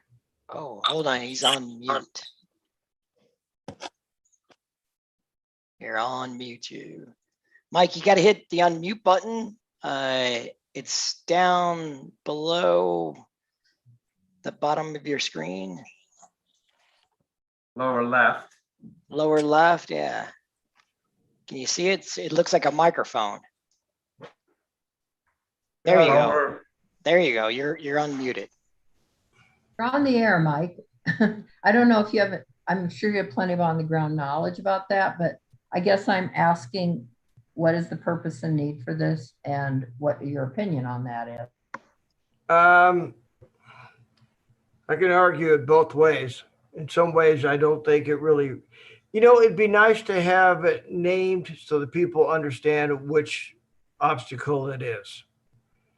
And if that's the sole purpose, I'm all for it. It doesn't mean that this is the arrow, you have to do it and come back around. It just points out that, this is the name and this is that particular obstacle. I wouldn't do any more than that. And Andrea, for what I've, for the times I've been out there, like this spring, what I've been seeing is, definitely people are going up this, but people want to, going up the escalator, but they want to watch, and they actually drive backwards on this, coming, and they park up here, up top, just to get a view. Yeah, a lot. Right. And just to get the show and the whole bit. And that's where a lot of people are parking and just up on this mound right here. So, and Cliff, I don't know if you've seen that with, some of the crowds out there. They also park up there, which is basically the top of the elevator, to do recoveries, like to upright a vehicle with a strap. Yep. Yeah, that also too. Yeah. I mean, everybody understands it's more or less a one-way route, but like you say, they park up there to watch it. Yeah. On the left side, you do see people using that. I think one of the most popular escalator videos on YouTube is a guy going up the left side backwards, but it's not as useful for the recoveries and things. It's got that off-camber approach at the top. And so, I look at this in terms of, well, people are, whether knowing or not, kind of straying too far in this area. And it's a question of getting them back to the concept of designated routes. Do we go the whole way and make sure it's just on that one line, or do we sort of split the difference? That's one way of looking at it. The route is the line, and I understand the challenges. So right now, people that are off, let's say for the purpose of argument, that black, are engaged in off-road travel. And I know the challenges of keeping people off that piece of slick rock or high, but I mean, it could be marked or fenced or whatever the whole way. I mean, I presume people go on Hell's Revenge to go on the escalator. Cliff, what would you rate that though, as a rating from 1 to 10 on the four-wheeling scale? Well, I'll defer to Mike on the four-wheel side, but on the two-wheel side, it's an expert route. However, it for a lot of two-wheelers, the elevator is easier than the escalator, believe it or not. Yeah. It with my old CJ8, because the shorter wheelbase, it wasn't bad. With the four doors, it makes it a little more challenging. Yeah, a You little wouldn't longer. think that, but it does. But I would rate it at like a 6. And if you had the name on it, and I think a rating is important so they can figure out, well, wow, I can't really do that, before they get up there and find out they can't do it. The last time I was up there, it was raining, and the gentleman we were pulling out actually screwed up so bad he had 2 flat tires on the passenger side. Does one have to do the escalator? Isn't it an option? Yeah, it's optional. Yeah, so we'd be giving an you can option bypass to, it. so we'd be giving an option to an option. We've already got an option. Don't do it.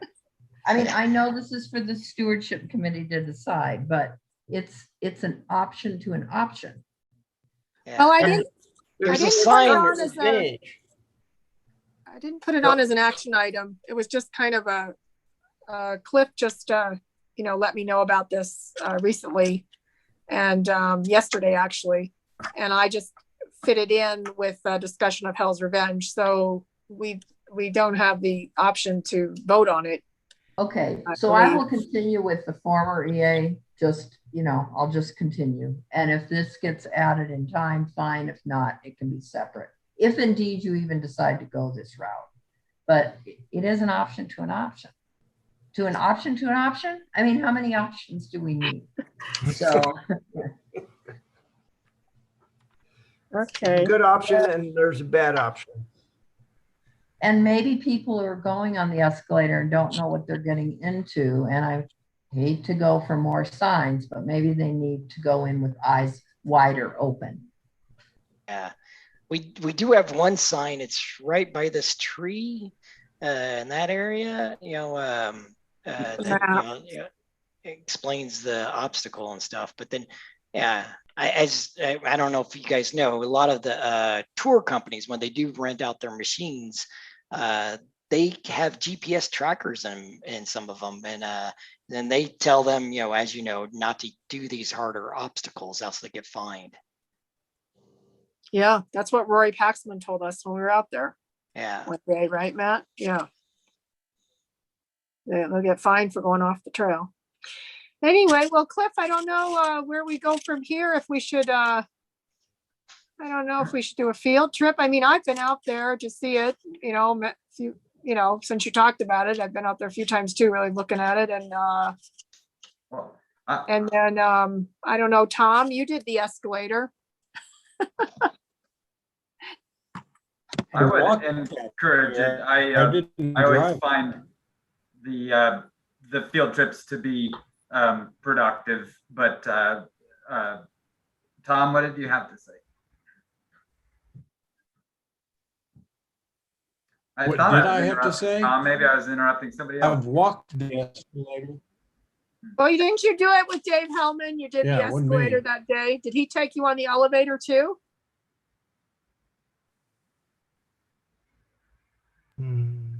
No, just the escalator. Just the escalator. I thought you were saying that I drove it. No, I'm sorry. No, I know that I was there when I filmed you guys going in the escalator that time with Dave Hellman. But you haven't come back and driven it. Okay. No. And maybe that people have hit upon something for our education message. I mean, just because it's Slick Rock doesn't mean it's open. And I know everybody here knows that, but maybe what I'm kind of hearing as a subtext is that to some people like, oh, well, I see the need to stay on the road in the dirt, but it's Slick Rock, let her rip. And, the answer is no. If I'm not mistaken too, at the very end of it going out, before you get back on the original trail, I thought somebody had marked it, one way exit only or something. Yeah, it's right here. You Yeah. can sort of make it out. There, it's one way exit. So I think a sign on the other side and putting a rating on it before they get themselves into trouble would help. I mean, it's not a cure-all. Some people don't read. No, it really probably isn't designated as one way though, is it, Katie? You just have a sign there. You just have it painted.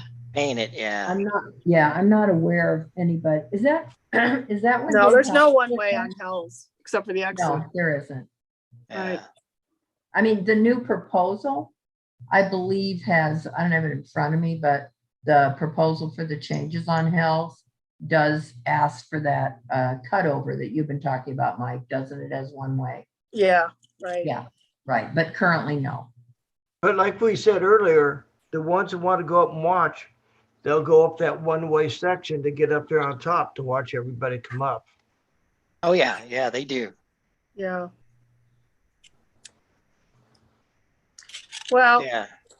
I think that actually, I'm thinking that it actually might have been the bike patrol that painted that one way.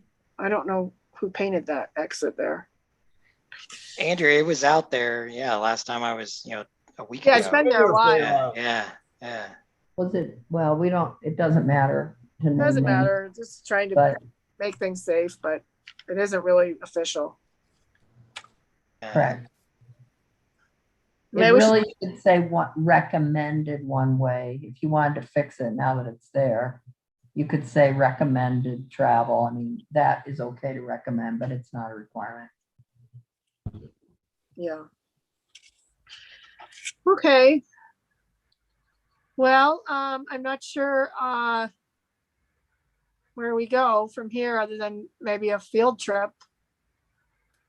Or I don't know. I mean, I wasn't aware of this until a few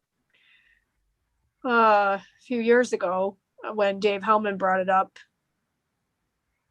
And I know he uses it for when the escalator is full of people going slow and he's on his tour, he goes around. And I know they use it for rescues. to get people pulled out of there. How is it when there's a whole bunch of people on top watching things and people are do the elevator? I wonder, does it make the top even less safe up there? You know, there's never guarantees of safety in these things, but I will say that my impression is for the four-wheeled users, most of them are going down it rather than up it, and the sight lines are probably better in the down direction. And Andrea, a few of our vendors, that's what they do. They go up it, they get to the top, they turn around and they come back down it. And so a few of our vendors do that. That's on the tours, not individuals. So, but they come back on the escalator. They go up the escalator and they come back down the escalator. They get to the top and they turn around. Yeah, the elevator. Yeah. So they're going up and down it, and that's in the bigger rigs, the Humvees and the modified trucks and so forth. So yeah, that's what I've seen. But overall, though, from my experience being out there on the trail, the escalator and the elevator area, it does get people watching, just getting on top and everything. But by far, the area the two other areas, the hot tubs and the Hell's Gate, way more, people watching and parking and just being scattered everywhere. Those two are way more crowded than, in my opinion, about this section right here. Well, one potential benefit of marking the elevator would be that the spectators would see that they're on a route and be a little more aware of potential for oncoming traffic. Mm-hmm.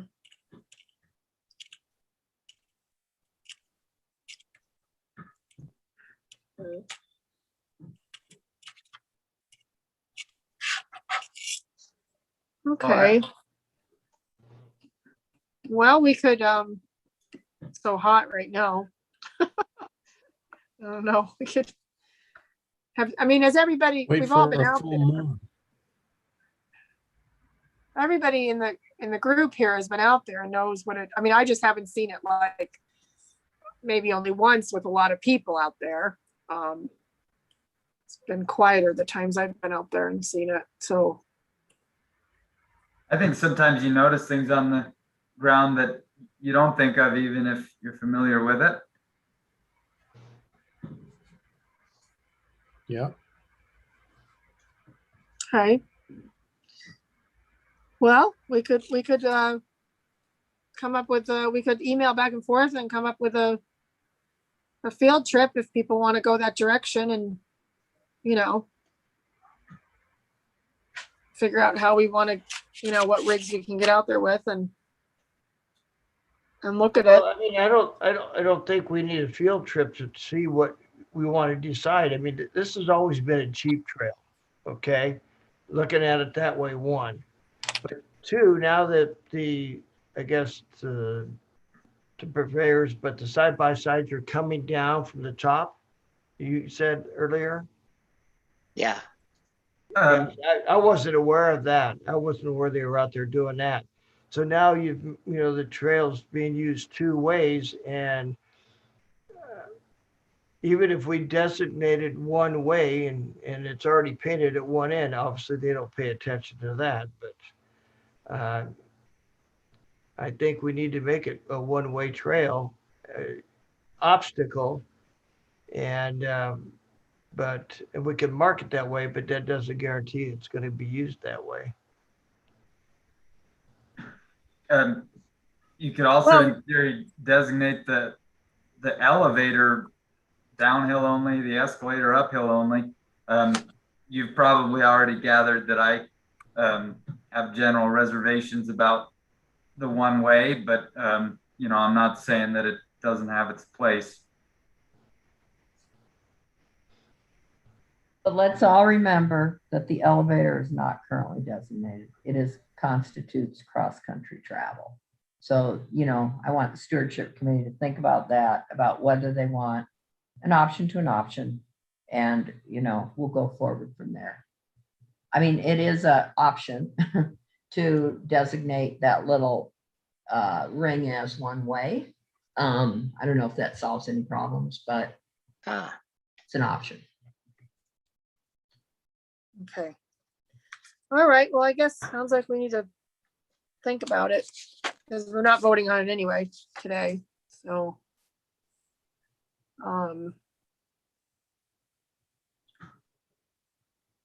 You know, the only thing that bothers me that if it's being used two ways, right now we have a pretty small footprint on the trail going up and coming across to come back down. And if you're going to have side-by-sides coming in, and if you have people going up, now they're all going to get off that trail and everything's going to get widened. And aren't we trying to prevent that?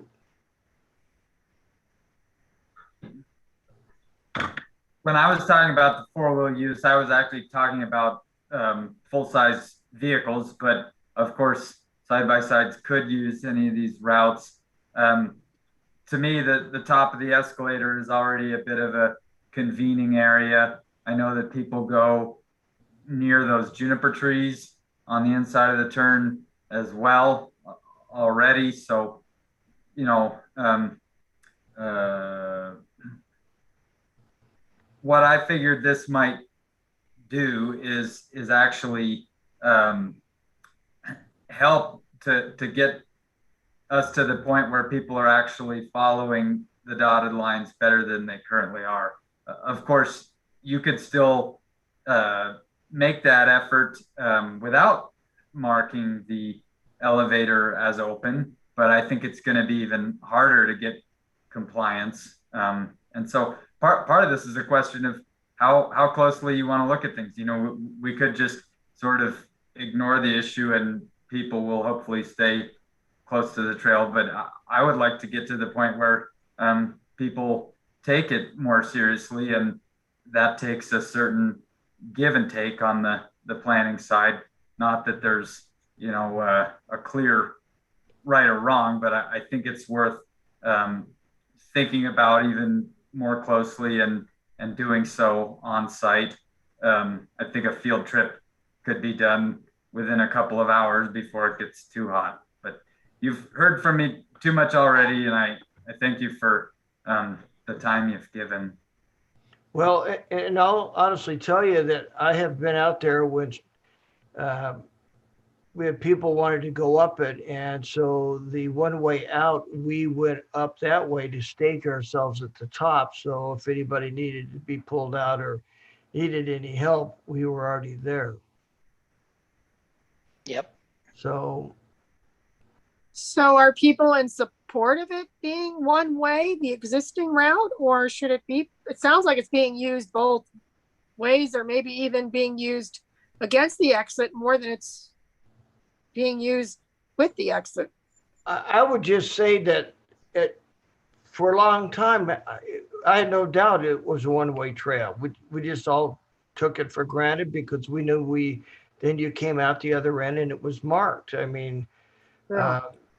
But there was probably no other travel on it other than Jeeps. So evidently that has changed if the side-by-sides are coming across the top to go down it. I haven't personally seen that, but if that's what's happened, then the whole dynamic's different. Yeah. My feelings is definitely, you know, having signage, you know, where the exit is right here, you know, saying recommend way of travel probably, and then definitely a sign, you know, or up the sign that's in this area.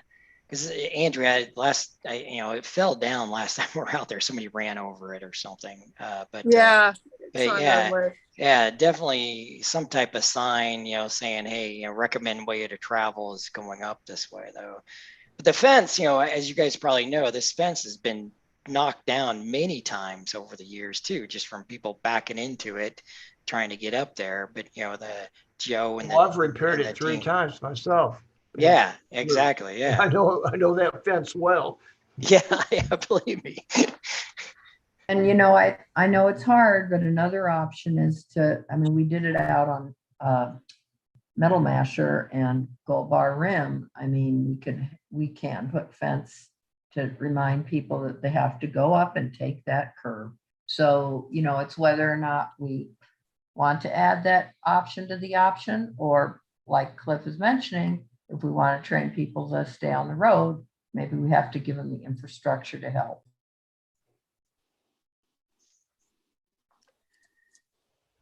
Well, yeah. I mean, my impression is that the elevator wasn't used that often, but it sounds like maybe it's getting more popular. I think it's partly just because of the amount of use and the likelihood that the escalator is blocked by vehicles. That's one reason. And I think the elevator has had a little bit of use for many years, but like everything else, the use has increased to the point where the tire marks are starting to be apparent. Yeah, I mean, you only have to go back 5 years and it wasn't hardly used at all. So now I think it's hard for people to go past it without trying to use it. And like you said, you can just look at the tire marks and see how dark it is. It never used to be that dark. But, you know, Yeah. if we can get a good. Well, I'm going to read this right now. We're not voting. What, Mike?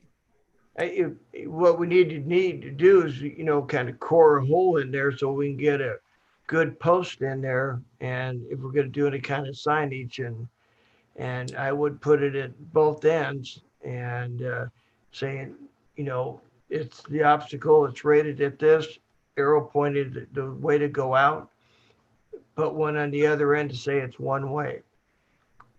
I'm kind of torn about that one because, like I said, we would go up with 1 or 2 Jeeps just in case somebody had a problem. So you already had somebody up ahead. So the only way you could do that is to go on that road backwards. For what it's worth, the MTC would, I'm sure, implement the marking of it if that came to pass. And for that matter, that Hell's Exit, you know, that you were talking about being so rough these days. You know, we did one day, I think January of 2020 on Hell's Exit, and I'm sure that they'd be interested in doing more projects to smooth the exit out in a way that hopefully lasts. Okay. Great. Yeah, we can talk about that. And if you find the need for it, you know, I'm sure we can get like the OHV program with the state. They've got the miniature dozer basically, and you know, with Hell's Exit being so close to a graded or a paved road, you know, the heavy equipment is a lot more feasible on that route than many other Jeep trails that we're used to. Okay, well, we can talk, you and I can talk more about that, Cliff. And the OHV program has a mini X as well, but I don't know about Mike's dynamite. Okay, well, I think we're almost at 5 o'clock. Got a lot of things on here, but I think I'll leave just to let you guys finish up your meeting. And all right. Thanks a lot. Hey, thanks though, Cliff. Okay, bye. Bye. Thank you, everyone. It's okay. So I can just kind of run through these just to kind of just update you. So we're working on this introductory video. The filming is done pretty much. And Mark Finley was here. Oh, I don't know when it was now, Matt. It was a few months ago. Yeah. 6 weeks or more. And he was here for some other filming and he let me know he was going to be here. And so I was able to get Matt and Sonia to help. And he filmed Matt in the campground talking to people and Sonia as well. And then he filmed Sonia on the Slick Rock Bike Trail and doing a patrol on the Falcon Flow because he didn't have any footage of Falcon Flow. And we're just trying to do, I don't know if you've seen Dead Horse did an introductory video last year under 5 minutes. Probably we're shooting for more like 3 minutes. We would have it narrated, and we would just be the visuals that he collected this time, and then all the visuals he's been collecting all along as part of the 50 years of Slick Rock. He did some good visuals of the campgrounds then, because I had told him that was something that we were missing. So it would just be trying to orient people, a video on our website, that haven't been to Sand Flats before, so they could just kind of get an idea of the trails, the motorized, the non-motorized, the camping, what's available. So it'd just be an overview. And Dead Horse, Mark did a good one with Dead Horse like last year. And so that was kind of an inspiration. And, I've been talking about doing a longer one to remake the 20-minute or 16-minute video that was done like 20 years ago. That's where some of this footage came. Mark filmed some of that, thinking about that with the 50th anniversary. I said, oh, I want to do this other video, but now we've cut it back and we're just kind of focusing on a very short video that's an orientation video to Sand Flats. So that's something that I'm be working on the script for that, for the narrator this summer. And hopefully we'll have it all in place by fall.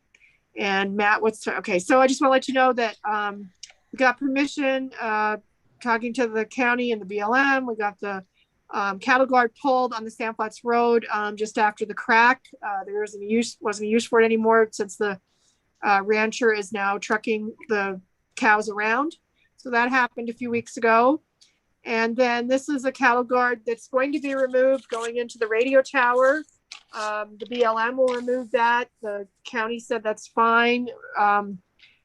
County isn't really sure who owns it, if it's the BLM or the county. So anyway, the BLM can pull it out. Bill Jackson didn't really care either way, it sounded like. The other one that's farther back, that's definitely the BLM's. I don't have a picture of that, but it's on Fins and Things further back on the trail. Matt, you're bouncing back and forth. But anyway, there's another cattle guard you might remember, kind of essentially behind Campground G, but it's on the Fins and Things trail. And so the BLM would pull that one too. And I guess the range, Aaron Range Con from the BLM said he's already got places he could use cattle guards. So Lee's going to get those out sometime this summer. And Stan Johnson said that was fine with Lee's schedule to get that. He'll fit that in amongst other projects. Okay. And then the next one, Matt, is our pipe safe up at Juniper that's been there since the campground went in 2004, and we've never used it. It's actually, the slot is welded shut, but it's perfectly usable. So we're thinking about moving it up to, I've talked about this with Katie, moving it up to our boundary with the forest. And so this is the entrance coming into Sand Flats from the forest. And then there's our entrance sign. But actually, you are not on forest property yet. It's about 100 or 200 yards further west down the hill. So I'm waiting to hear back. Brian Murdoch from the forest is looking into that to see if we can have that pipe safe put right there along the road, or if we need to go onto BLM property before we can install it. And then Reed was telling me we probably need some right of ways, and I have your notes here somewhere, Reed, and process maybe a memorandum of understanding or something between the county and the forest.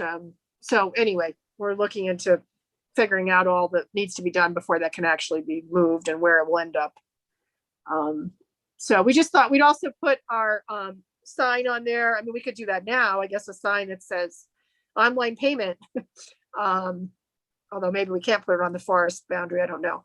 But anyway, we have that since, because of COVID, people can buy their day passes online. We started that a year ago. And so we could get those signs there. And then we could also, with or without a pipe safe. And then Matt, the next slide shows, the LPS cattle guard there. And so we could put a sign up there right now, I think, that would say, it's still forest probably there too. But anyway, we could have a sign near this that says that they could pay online for day use and that they are entering a fee area, because most people, there's good reception up there at those two places. So, and then what do we have next? Oh, so I'm just looking into getting some quotes for crack sealing Slick Rock and Hell's Revenge parking lots. I got one quote so far. It's like $29,000. I don't know. I didn't pay, Sandflats didn't pay for it last time, the BLM did. So I sent that to Dan Stenton. I haven't heard back yet of if he thinks that's a reasonable quote, but I'm of course waiting for some more. But these are through state contractors, the quotes that I've reached out for. So you can just go through these quickly, Matt. There's just, I took pictures of these for the contractors actually. So we've got about 1 inch gaps in places, and the road department told me when it's a 1/4 of an inch, you want to think about crack sealing it. So sealing those cracks. And so anyway, we'd want, of course, coated and then painted too, striping. Okay, so what else? Oh, this is just, we got some new chains for new toilets. We did have some pretty bad door damage to one of them, and because of the wind. And so the man that owns Boom Toilets, he actually goes into the field and fixes things on them. So he was coming through Colorado, so he came over to Moab for us and installed some of these, and then Joe and Brendan installed them on all of our Boom toilets. And a lot of it has to do with your angle of these toilets with the prevailing winds and stuff. So our other ones haven't been a problem, the CXT ones. So anyway, okay, what else have I got there, Matt? Oh, we got a new truck. We're paying, yeah, it's beautiful. Road department got that for us, and it's, I can't explain it right now. Evan knows, but it's kind of a lease program. It's going to cost us, I think, about $600 a month is what it costs us for that truck. And then, so we didn't buy it outright. And but we get to make equity off it. Right. So whenever it comes time to retire it, it's not just all that lease money was lost. We get to collect the equity and get some money back out of the deal. Yeah. And then we're looking into maybe getting another, we don't have our 6-wheeler anymore for our maintenance on the trails. Although I did talk to Cody about, maybe we should look into a more of a full-size vehicle and get it through this program and have it be one that we would use for maintenance on the trails. But Joe is he's really more interested in a 6-wheeler again. So just started researching that. So that could be something if we bought this year. That would be some of that 150,000 or something, depending on what we do. And then this was just quick. I did a presentation for a travel council, just an update for like the last 2 years of happenings at Sandflats. And then they came up and did a little tour a week after of the area and saw some of our new sign up at Fins and Things parking lot. And we went all the way up to Falcon Flow. So that was good. It was some planning department members too. I'm spacing on their names right now, but the 2 tall gentlemen, and then Robert and the woman that's in charge of social media there in the front, and then Mary Lou. I'm spacing on her name too. I'm sorry, but Mary Lou in the close to a sign. So anyway, that was good. That was good to do that. And then that's the end. But what does Evan? What do you have for us? Any updates? I don't think I have much. I think the biggest note for folks from the county is there is a new department head in the planning and zoning department, and they come to the county with a lot of planning experience. And I think one of their first things is to kind of revisit or update sections of the general plan. So not a complete rewrite, but more of an in-house sort of edit or tweak or kind of visit to how much of the plan are we on track and how much would we need to kind of tweak things. And so I only bring that up because I imagine there will be at least some mention of Sandflats in the county general plan, and kind of seeing that the description of what's going on up here is accurate, and maybe some of these kind of longer term. It's not really a project plan. It's more, from 10,000 feet, but this board might get a visit or an email at least from him when it comes to future planning in the county. I think that's the only other thing that I would have to bring up. Okay, thank you, Evan. And Katie, do you have any BLM updates, or Reed? Got both of you. That pertains to sand flats? No, I don't think so. That you haven't already covered. Do you have anything, Reed? Yeah, none that I can think of. Okay. All right. Well, it's only 5:05. We wrapped it up quick there. Sorry that went on so long. Anyway, good discussion and lots more ideas, and keep plugging away here. So anything else that we've missed? Anyone wants to talk about? Can I add an agenda meeting, or I can just email you that? That's not part of the meeting for next meeting, agenda item. Yeah, we can add it to the next agenda. You can email me. Okay, I'll just email you. Yeah. Okay. All right. Well, thank you everyone for your time. Thank you. Thanks, guys. And we'll adjourn our meeting. Yeah. Okay. Awesome. Dave. All right. All right. Bye, guys. Bye. Hi. Thanks, Next everyone. time be in person, I hope, right?